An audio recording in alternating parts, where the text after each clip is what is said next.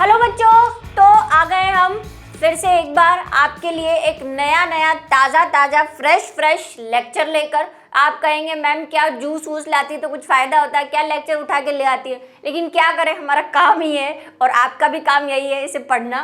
तो हम लेकर आए हैं L5 जो कि है जीव जगत का वर्गीकरण, और उसमें हम पढ़ने वाले हैं आज कुछ स्पेशल।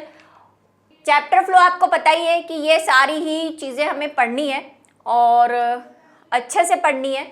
और इसके बाद आज हम जो पढ़ने वाले हैं वो पढ़ने वाले हैं बैक्टीरिया के प्रकार। उसके बाद बैक्टीरिया के प्रकार हम जनरली पढ़ेंगे, उसके बाद कशाब की संरचना पढ़ेंगे कि कशाब क्या होता है, मीन्स फ्लैजिला क्या होता है, और बैक्टीरिया में श्वसन कैसे होता है। ये तीन चीज़ें पढ़ेंगे हम।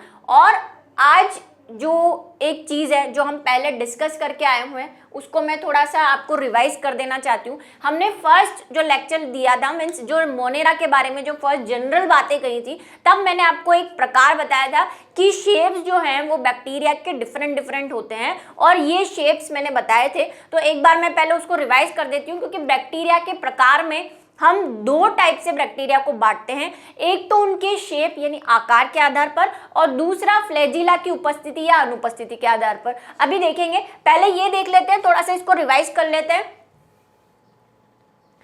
तो आपको क्या बताया था मैंने कि बैक्टीरिया जो है वो या तो कैसे होते हैं, गोलाकार होते हैं यानी कुछ ऐसे, ठीक है, या कैसे होंगे छड़ाकार यानी कि ऐसे, छड़ जैसे, है ना। जनरली ऐसे भी हो सकते हैं, लंबे भी हो सकते हैं, इस तरह से छड़ाकार, रोड शेप जिसको कहते हैं। गोलाकार को क्या कहते हैं, सर्कल शेप या स्फीयर शेप, ठीक है। कोमाकार इस तरह से, ये कोमाकार है। और उसके बाद एक हमने देखे थे स्पाइरल, ये अकेले भी रह सकते हैं और कॉलोनी में भी रह सकते हैं, ठीक है। कॉलोनी मतलब ग्रुप में भी रह सकते हैं। और गोलाकार का हमने एग्जाम्पल जो देखा था वो देखा था कोकाई, जिसको कोई कहते हैं,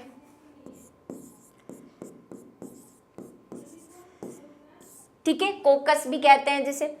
जो छड़ाकार थे यानी रोड शेप थे, उसका एग्जाम्पल है बैसिलस। इन्हें क्या कहा जाता है, बैसिलस शेप कहा जाता है, ठीक है। बैसिलस होंगे, इट मीन्स वो कैसे होंगे, छड़ाकार होंगे। कोमाकार को विब्रियो कहा जाता है,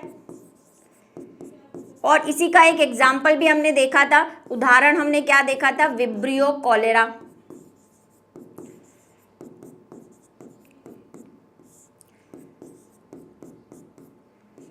जो क्या फैलाता है, हैजा फैलाता है, ठीक है। स्पाइरल का हमने देखा था स्पाइरिलियम,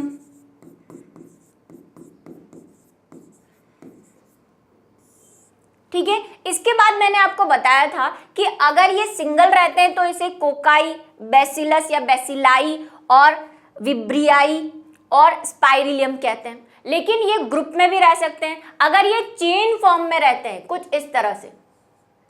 ये पहले हम जस्ट डिस्कस कर चुके हैं। तो इनको हम क्या कहते हैं, इनको बोलते हैं स्ट्रेप्टो। अब वो अगर गोल होंगे तो स्ट्रेप्टोकोकस हो जाएंगे, छड़ाकार होंगे तो स्ट्रेप्टोबैसिलस हो जाएंगे, अगर कोमा शेप होंगे तो स्ट्रेप्टो विब्रियो हो जाएंगे। जनरली विब्रियो में स्ट्रेप्टो नहीं मिलते, और अगर स्पाइरल होंगे तो स्ट्रेप्टो स्पाइरल हो जाएंगे। लेकिन अगर वो कैसे शेप में होंगे, कॉलोनियल शेप में, मतलब ग्रुप क्लस्टर की फॉर्म में होंगे। जैसे कि मान लो ये छड़ाकार हैं, ये ऐसे चिपके हुए हैं, इसमें ग्रुप बने हुए हैं इस तरह से। ये सारे क्या हैं, लंबे लंबे छड़ाकार बैक्टीरिया, ठीक है। तो इनको हम क्या बोलते हैं, स्टेफाइलो। ये हम जब ग्राम नेगेटिव ग्राम पॉजिटिव पढ़ेंगे तब बताएंगे आपको, स्टेफाइलो दिखते हैं उसमें, एक तो स्ट्रेप्टोकोकस टाइप के और स्टेफाइलोबैसिलस टाइप के दिखते हैं। अभी हम वो प्रैक्टिकल करेंगे तब बताएंगे। तो ये हम बात पहले कर चुके थे, पर वही प्रकार में आप इसको इंक्लूड करना है, इसलिए फिर से बता दिया है इसको। अब ये तो हो गए आकार या साइज के आधार पर, ठीक है। नेक्स्ट जो प्रकार है बैक्टीरिया का वो मेन प्रकार है। शेप तो जनरली क्या है, सारे बैक्टीरिया, चाहे यू बैक्टीरिया लो चाहे आर्की बैक्टीरिया लो, सब में ये डिफरेंट टाइप के शेप्स आपको मिलेंगे। अब है बैक्टीरिया के प्रकार, जिसमें मेनली हम क्या करते हैं, दो टाइप से इसको डिवाइड करते हैं। एक तो कशाब के आधार पर, एक आकार के आधार पर तो हो गया, वो भी आप इसमें इंक्लूड कर सकते हैं। कशाब के आधार पर जनरली हम इन्हें दो कैटेगरी में बताते हैं। कौन सी कैटेगरी है? पहली है अकशाब युक्त, यानी ए ट्राइकस। ट्राइकस का मतलब होता है बाल जैसा हेयर लाइक स्ट्रक्चर, उसको ट्राइकस कहा जाता है। ठीक है, वो फ्लैजिला भी हो सकता है, वो सीलिया भी हो सकता है। अब आप बोलेंगे सीलिया क्या है, तो फ्लैजिला लंबे होते हैं, सीलिया छोटे होते हैं। इंटेस्टाइन वगैरह में आप पढ़ के आए, सीलिया लाइक चीजें पाई जाती हैं कुछ सेल्स में। पैरामीशियम में उसमें सीलिया होते हैं छोटे छोटे, है ना, पैरामीशियम में ये छोटे छोटे सीलिया होते हैं, फ्लैजिला नहीं होते। फ्लैजिला थोड़ा सा बड़ा होता है, साइज में डिफरेंस होता है, और भी डिफरेंस है लेकिन जनरल एक आपको बता दिया, काफी डिफरेंस है दोनों में। चलिए, तो जिनमें कशाब अनुपस्थित हो, उदाहरण कोकाई। अब हमने जितने भी शेप देखे पीछे, ये देखिए, ये जितने भी शेप देखे, इसमें कहीं भी क्या नहीं है, कशाब नहीं है, मतलब फ्लैजिला नहीं है। तो ये सारे कैसे हैं? ये ए ट्राइकस हैं। लेकिन इनमें भी क्या होता है, कई बार फ्लैजिला पाए जाते हैं। तो अगर किसी में नहीं है तो उसको एग्जाम्पल क्या दे सकते हैं? सिंगल कोकाई, बेसिलस, विब्रियो, ठीक है, और स्पाइरेलियम, क्योंकि इसमें क्या नहीं है, फ्लैजिला नहीं है। इन्हीं में फ्लैजिला भी पाए जा सकते हैं। मतलब इसी का अगर यहाँ पे कोई फ्लैजिला लगा दूं तो ये फ्लैजिलेटेड कोकाई हो जाएगा। ठीक है, ये इन्हीं में फ्लैजिला हो भी सकते हैं, इन्हीं में फ्लैजिला नहीं भी हो सकते, दोनों कंडीशन चलेगी। तो अगर हम अनुपस्थित है तो हम उसे सिंपली कोकाई या बेसिलस बोल देंगे। ठीक है, नेक्स्ट है जो स्पेशल है, कशाबिकीय या ट्राइकस। ठीक है, इनका आगे कोई फर्दर क्लासिफिकेशन नहीं है, ये बात ही खत्म हो गई। इनमें आकार आ जाएंगे जस्ट कि इसी आकार के होते हैं, और ये सारे कैसे होते हैं, अकशाबिकीय होते हैं।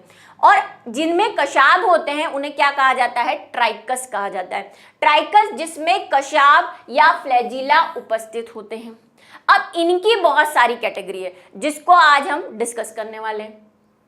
फिर से मैं ये कह रही हूं, आपको बुक में नहीं मिलेगा। बुक में मोनेरा को एक पैराग्राफ और आर्कीबैक्टीरिया, यूबैक्टीरिया में खत्म कर दिया है। हम पढ़ रहे हैं थोड़ा सा एक्स्ट्रा, थोड़ा सा कंपटीशन के हिसाब से, थोड़ा सा नॉलेज के हिसाब से, क्योंकि आगे जाके आपको ये दोबारा मोनेरा और प्रोटिस्टा फिर कभी नहीं आएगा, 12th में भी नहीं आएगा। लेकिन कंपटीशन में इनसे सवाल बहुत आते हैं, और अगर सिर्फ एनसीईआरटी को अगर हम फॉलो करेंगे तो शायद हम उतना कवर नहीं कर पाएंगे, इसलिए हम एक्स्ट्रा पढ़ रहे हैं। एनसीईआरटी में अगर आप देखेंगे तो सिर्फ जनरल कैरेक्टर है, और जनरल कैरेक्टर के बाद प्रकार दे रखे हैं आकार के आधार पर, वो एनसीईआरटी खत्म कर दिया वहां पे। हम थोड़ा सा एक्स्ट्रा लेकर जा रहे हैं। ठीक है, चलिए, और आपके लिए अच्छा है, जिंदगी भर सुखी रहोगे अगर ये पढ़ लिया तो, क्योंकि बाद में दोबारा चीजें नहीं आएंगी 12th में, ना ही बीएससी में। ये यहाँ पे बस यहीं से आगे बढ़ेगा काम।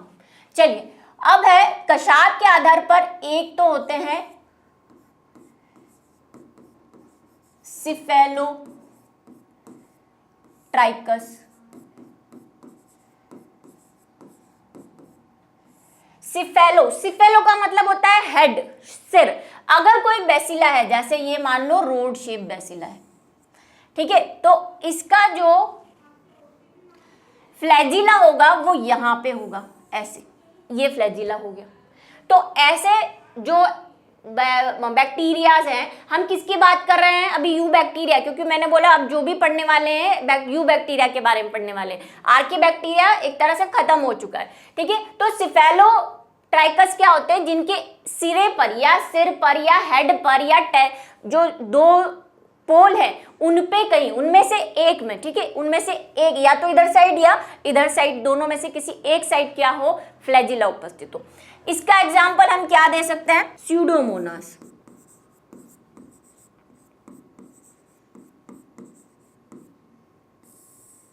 ये एक टाइप का बैक्टीरिया है जिसके सिर पर क्या होते हैं, यानी शीर्ष पर, यानी सिफेलोसाइट पे क्या होते हैं, फ्लैजिला होते हैं। दूसरा है एम्फी ट्राइकस। हिंदी वाले परेशान ना हो, अभी हिंदी भी लिख दूंगी मैं, लेकिन हिंदी से इंग्लिश में ज्यादा समझ। सिफेलो का मतलब समझ लिया आपने, और ये सिफेलो आगे तक आएगा। अभी ऑर्थोपोडा पढ़ने वाले हैं, उसमें भी सिफेलो वर्ड आने वाला है। ठीक है, तो एम्फी का मतलब होता है दोनों तरफ, है ना। एम्फीबियंस क्यों बोलते हैं? क्योंकि वो जल में भी रहते हैं और बाहर भी रहते हैं, दोनों जगह रहते हैं, इसलिए उनको एम्फीबियंस बोलते हैं। तो एम्फी का मतलब दोनों। तो इसका मतलब क्या है कि अगर ये बैक्टीरिया है तो इसके दोनों साइड क्या होंगे? फ्लैजिला होंगे। ये देखिए, एम्फीट्राइपस का एग्जाम्पल हम क्या देते हैं? नाइट्रोसोमोनास।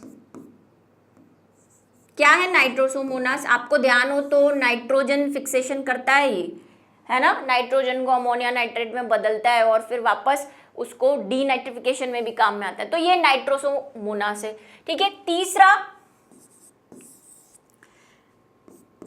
लोफोट्राइकस। लोफो का मतलब होता है गुच्छा, ठीक है। तो गुच्छे में, अब जैसे ये बैक्टीरिया है,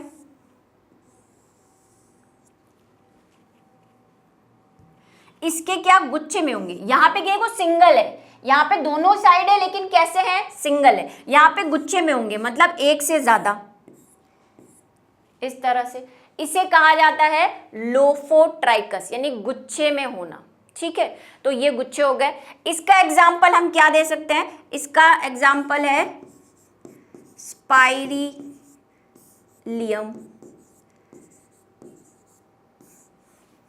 ठीक है, गुच्छे में होते हैं। शेप मैंने एक ही लिया है, वैसे कोकाई में तो भाई है, होते ही नहीं है जनरली फ्लैजिला, लेकिन छड़ाकार यानी कि जो हमारे बेसिलस है उसमें मैक्सिममली पाए जाते हैं। ऐसे ही वो उसमें भी हो सकते हैं, जो आपकी कोमा शेप है ना उसमें भी हो सकते हैं। जैसे कोमा शेप को अगर हम सिफेलोकोकस बनाना चाहें, सिफेलोट्राइकस, तो कैसा हो गया ये कोमा शेप? उस सॉरी, जो स्पाइरीलियम है, स्पाइरीलियम का अगर हम बनाना चाहें तो ये कैसा हो गया? सिफेलोकोकस, क्योंकि एक ही फ्लैजिला है। इसमें अगर हम लोफोट्रोफस में स्पाइरीलियम को बनाना चाहें तो कैसा हो जाएगा? स्पाइरल का मतलब क्या होता है? स्पाइरल वर्ड कहाँ से आया कि उसका शेप कैसा है? स्पाइरल है। लेकिन ये लोफोट्राइकस है, मतलब गुच्छे में। इसमें क्या है? गुच्छे में क्या है? इसमें फ्लैजिला, तो गुच्छे में फ्लैजिला ऐसे बना दो, ये रे। वो तो यहाँ पे सिर्फ आपको एक शेप बना है, जनरली स्पाइरेलियम ऐसा दिखेगा क्योंकि ये स्पाइरल मतलब स्पाइरल शेप का है, ठीक है। नाइट्रोसोमोनास और स्यूडोमोनास, ये आपको मेन स्पाइरेलियम ये है एग्जाम्पल अगर आप देखना चाहें। पर हम क्या एक ही उससे बनाए ताकि आपको जनरली समझ में आ जाए, ठीक है। उसके बाद है चौथा, वो है पेरिट्राइकस।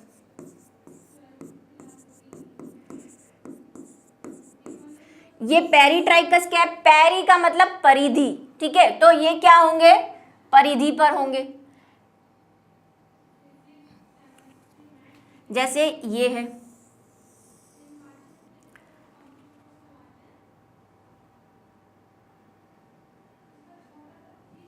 इस पे क्या होंगे? यहां पे ऐसे पूरे सब जगह पे फ्लैजिला होंगी। इसका एग्जाम्पल क्या है? क्लोस्ट्रीडियम। सभी नोट करते जाएंगे इसको, क्योंकि मैंने पहले भी कहा बुक में नहीं है ये, ठीक है। नोट्स में जरूर मिल जाएगा, नोट्स के अंदर है ये, लेकिन बुक में नहीं है। तो ये सारी चीजें, ये 4 टाइप के हो गए हमारे पास एग्जाम्पल जो है किसके। अब इसका हिंदी लिख दूं, सिफेलोट्राइकस को क्या बोलेंगे? शीर्ष कशाभिकीय।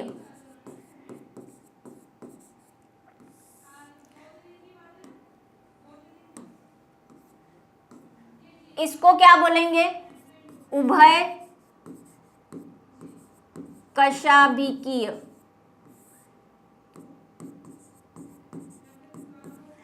पैरी को क्या बोलेंगे? परिकशाभिकीय।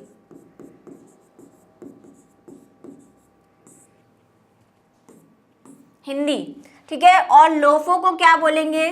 गुच्छ कशाभिकीय।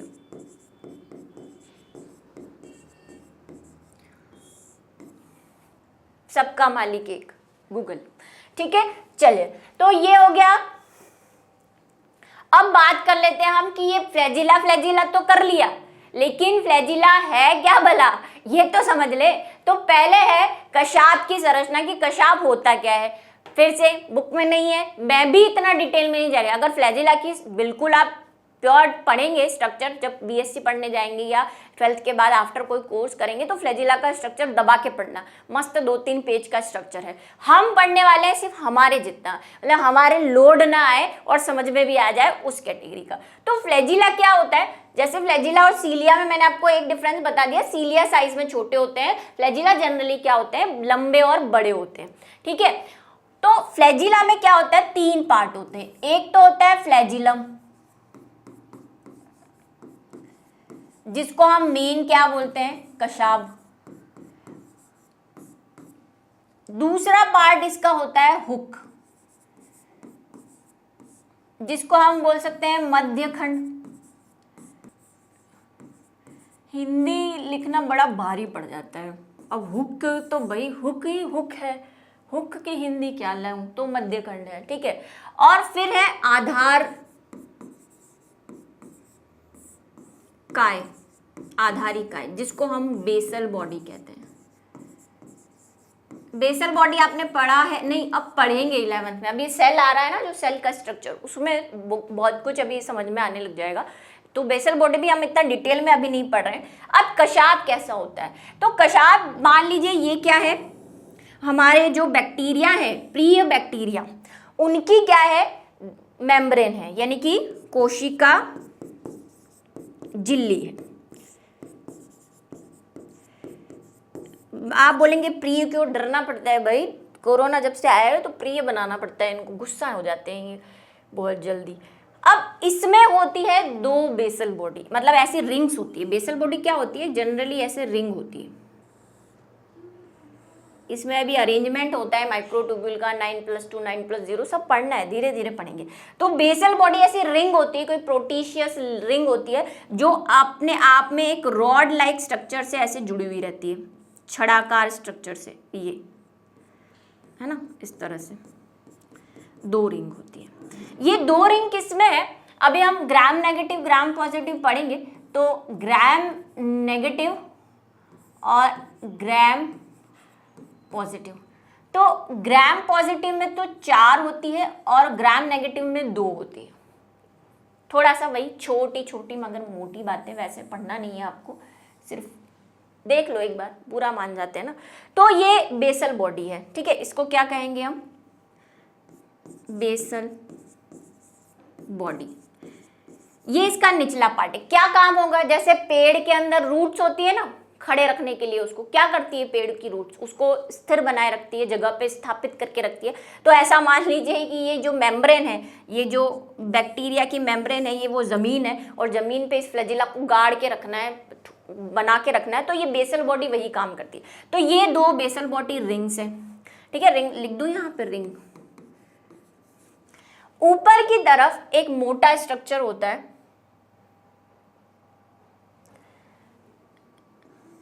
ऐसा थोड़ा सॉलिड होता है ये, इसे कहते हैं हुक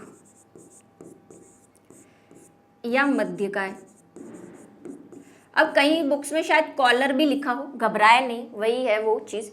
तो ये होता है हुक, और हुक के ऊपर आते हैं हमारे फ्लैजिला भाई, मतलब फ्लैजिलम। इंग्लिश वाला वर्ड ज्यादा अच्छा है फ्लैजिलम, वो क्योंकि उसका हिंदी करते हैं तो वो कशाब ही हो जाता है, तो कशाब तो हम पूरे को ही बोल रहे हैं एक तरह से। ठीक है, तो फिर होता है हमारा फ्लैजिलम, यानी कि हाँ, इसको एक और वर्ड आप बोल सकते हैं इंग्लिश में, शाफ्ट जिसको कहते हैं।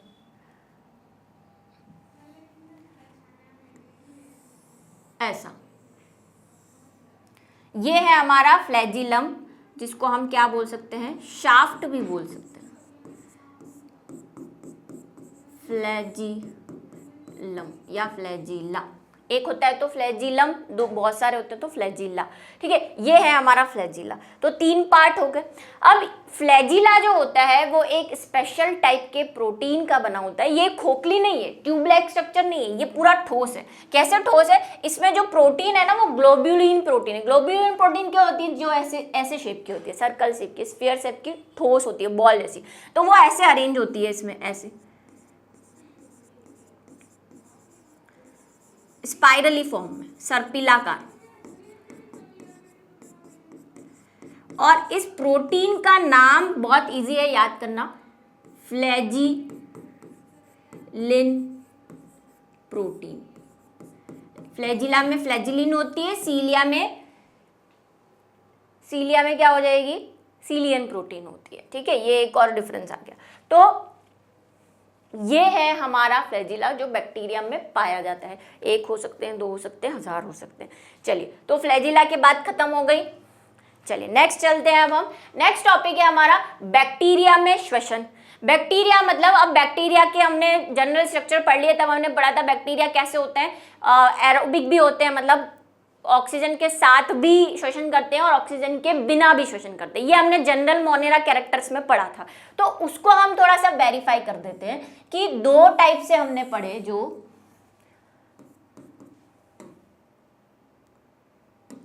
पहले ऑक्सी श्वसन जो करते हैं, जिसको हम क्या बोलते हैं, एरोबिक रेस्पिरेशन।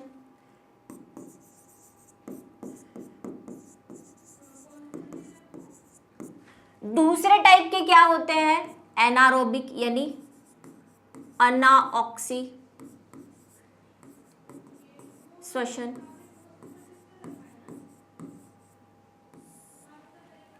जिसको हम क्या बोलते हैं, एनारोबिक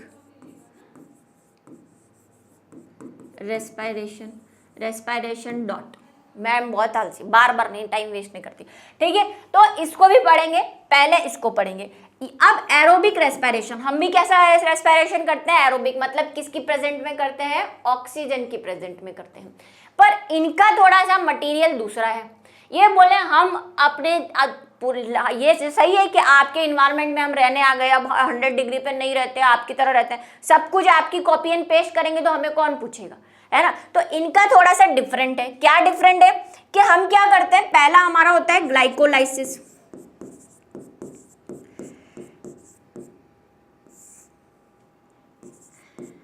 भाई 10th तो पढ़ी है ना, ग्लाइकोलाइसिस श्वसन का सबसे फर्स्ट स्टेप होता है ग्लाइकोलाइसिस, फिर क्रेब्स साइकिल, है ना, फिर ईटीएस, फिर ऑक्सीडेटिव फॉस्फोरिलेशन। कुछ याद आ रहा है, धुंधला धुंधला सा नहीं आ रहा तो फिर से आने वाला है वो, इसीलिए दोबारा पढ़ाएंगे। पता है कुछ याद तो रहना नहीं है, तो दोबारा ही पढ़ा देते हैं। अभी शॉर्ट में पढ़ रहे हैं, ठीक है। अभी आगे ये पूरा क्रेब्स साइकिल सब वापस से पढ़ना है। उनको पता चल जाती है कि ये बच्चे क्या है, सदा कर्मों बनाते हैं, हमें बोलते हैं पढ़ लिया पास हो गए, फिर भूल जाते हैं। तो पहला ग्लाइकोलाइसिस होता है, दूसरा होता है क्रेब्स साइकिल,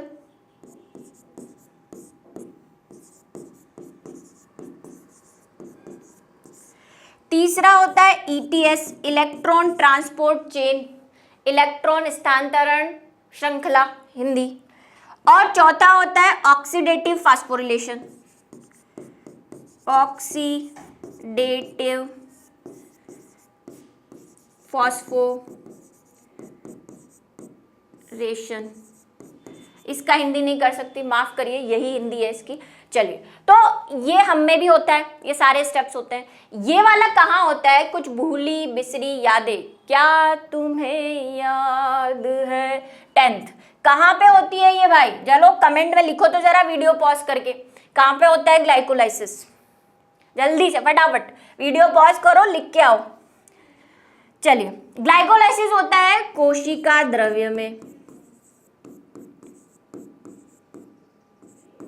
हम में भी होता है, इनमें भी होता है कोशिका द्रव्य में, इनका भी है ना कोशिका द्रव्य। न्यूक्लियस भले ही बाउंडेड नहीं है प्रोकैरियोटिक है, लेकिन कोशिका द्रव्य तो है, सब कुछ ही थोड़ी गायब कर सकते हैं। क्रेब्स साइकिल हम में कहाँ होता है, क्रेब्स साइकिल जो होता है वो हम में होता है, कहाँ होता है, लिखो कमेंट सेक्शन। क्रेब्स साइकिल हम में होता है माइटोकॉन्ड्रिया के मैट्रिक्स में, ठीक है। इनके पास माइटोकॉन्ड्रिया नहीं है, ये बात पहले खत्म हो चुकी है, लेकिन इनके पास क्या है, पीएम है, यानी प्लाज्मा मेम्ब्रेन है। इनके पास पीएम है मतलब प्राइम मिनिस्टर है, यानी कि क्या है, प्लाज्मा झिल्ली है। अब दूसरी बार मैं इसको पीएम ही लिखूंगे, है ना, आलसी। तो पीएम है इनके पास। तीसरा ईटीएस साइकिल हम में कहाँ होता है, माइटोकॉन्ड्रिया के जो इनर मेम्ब्रेन होती है उसमें वो ऑक्सी F1 F2 कण होते हैं ना, वहां पे होती है। इनके पास नहीं है, इनके पास जो प्लाज्मा मेम्ब्रेन है वो एक चीज बनाती है, पहले बता चुकी हूं, मीजोजोम,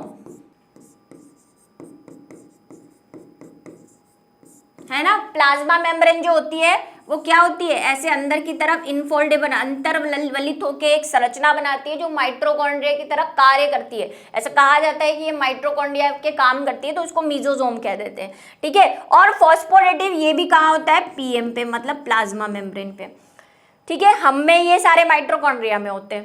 तो ये बात तो खत्म हो गई इनके डिफरेंट टाइप के एरोबिक, अगर ये ऑक्सीशोषण करते हैं मतलब ऑक्सीजन की उपस्थिति में करते हैं तब की बात है। अब बात आती है अनाक्सीशोषण की। अनाक्सीशोषण जो है अभी मैं बोलूंगी तो आप बोलोगे कि हाँ मैम हमने पढ़ा है वो किण्वन फर्मेंटेशन, है ना भाई, किण्वन के आगे भी दुनिया है। 3 टाइप के क्या होते हैं, इधर से इधर घुमा देती हूँ, एक बीच में 3 टाइप के क्या होते हैं, अनऑक्सीशोषण होते हैं बैक्टीरिया में या जनरल भी। हम तो सिर्फ किण्वन तक ही अटके हुए हैं। अभी आपको ग्रास खोलते हैं थोड़ा सा बढ़िया वाला। देखो एक तो होता है किण्वन जो आप पढ़ चुके हो, जिसको बोलते हैं फर्मेंटेशन, है ना। दूसरा होता है पुट्रिफिकेशन, ये सुना जरूर है आपने, पता कुछ नहीं है मैडम, कुछ याद तो आ रहा है, पुट्रिफिकेशन। और तीसरा होता है डिकेड, यानी कि अरे डिकेड मतलब सड़ना, क्या बोलते हैं उसको, डिकेड लिख दूं, डिके मतलब सड़ना जिसको बोलते हैं, मतलब चीजों का खराब होना, मृत चीजों को सड़ना, है ना, डिकेड होना। तो फर्मेंटेशन किसको बोलते हैं, फर्मेंटेशन जब होता है जब हमारा जो मेन सबस्ट्रेट हो, मतलब जिस सबस्ट्रेट का, यहाँ पे किसका होता है, ऑक्सीडेशन में ग्लूकोज का होता है ना, ये सारे स्टेप किस पे चलते हैं, ग्लूकोज पे, ग्लूकोज का श्वसन होता है ना, ग्लूकोज ही ग्लाइकोलाइसिस में जाता है, फिर क्रेब्स साइकिल में। अगर जो हमारा बेस है, मतलब जो अभिकर्मक है, मतलब जिस पे स्टार्ट हो रही है ये प्रोसेस, वो अगर क्या है, वो अगर कार्बोहाइड्रेट है, कार्बोहाइड्रेट इन द सेंस कि वही अगर ग्लूकोज है, सुक्रोज है, ये सारी बलाएं हैं और कार्बोहाइड्रेट है, तो उसमें जो एनारोबिक टाइप का होता है, यानी एब्सेंस ऑफ O2 में जो श्वसन होगा वो फर्मेंटेशन या किण्वन कहलाता है। इसमें क्या बनता है ये आपको पता ही है, जग जाहिर है, CO2 बनती है, C2H5OH बनता है और एनर्जी निकलती है, ये पढ़ा हुआ है आपने।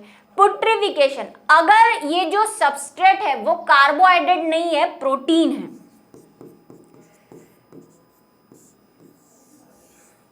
तब अगर O2 के एब्सेंस में अनाक्सीशोषण हो रहा है तो क्या बनेगा, तो क्या प्रोसेस होगी, पुट्रिफिकेशन होता है। इसमें भी सारी चीजें नहीं बता रही, लेकिन एनर्जी जरूर निकलती है, क्योंकि पुट्रिफिकेशन अपने आप में एक चैप्टर है। चलिए, डिकेड यानी कि सड़ना, यानी जितने भी कार्बनिक पदार्थ हैं, अगर प्रोटीन नहीं है, कार्बोहाइड्रेट नहीं है, लेकिन क्या है, कोई कार्बनिक पदार्थ है, कार्बनिक पदार्थ समझते हैं इसको, सिंपली मैं ऐसे बता सकती हूँ। वैसे हमने 11th के फर्स्ट लेक्चर में जब हमने पढ़ा था तो मैंने समझाया था कि कार्बनिक और अकार्बनिक पदार्थ में क्या अंतर है, ठीक है। कार्बनिक पदार्थ वो जो हाइड्रोजन और कार्बन से, जनरली हाइड्रोजन और कार्बन से मिलकर बने होते हैं, और अकार्बनिक वो होते हैं जो हाइड्रोजन, कार्बन हाइड्रोजन हो या नहीं हो, उनके साथ दूसरे और नाइट्रोजन, ऑक्सीजन ये भी होते हैं।